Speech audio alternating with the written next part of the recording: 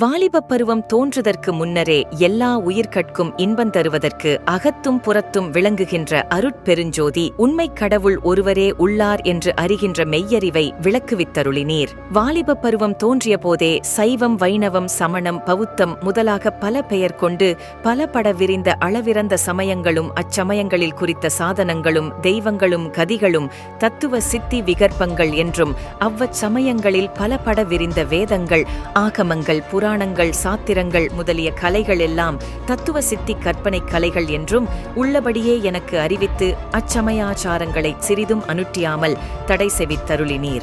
அன்றியும் வேதாந்தம், சித்தாந்தம், போதாந்தம், நாதாந்தம், யோகாந்தம், கலாந்தம் முதலாக பல பெயர் கொண்ட பல படவிரிந்த மதங்களும் மார்க்கங்களும் சுத்த சன்மார்க்க அனுபவ லேச சித்தி பேதங்கள் என்று அறிவித்து அவைகளையும் அனுட்டியாதபடி தடை செய்வித்தருளினீர்.